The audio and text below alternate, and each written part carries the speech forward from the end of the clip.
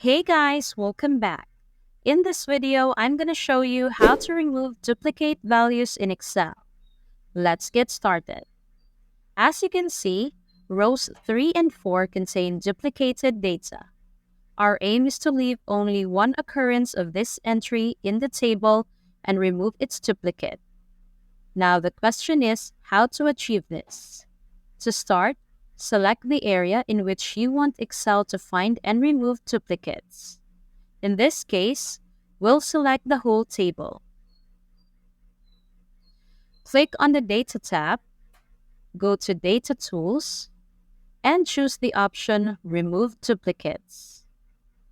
A window will appear where you can choose in which column you want Excel to find and remove duplicates.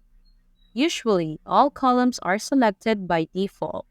However, if we wanted to work only with the column Email, we could remove the tick from the box next to the column name, which would mean that Excel would look for duplicates only in the column containing the email information.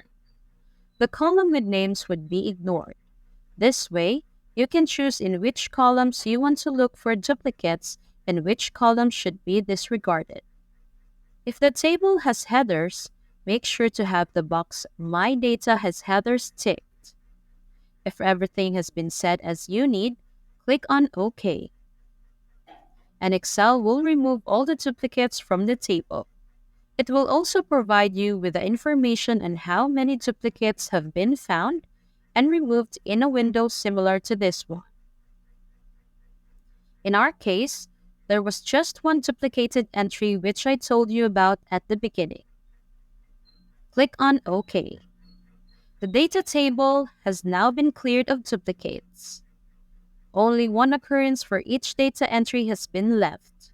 Thanks for watching.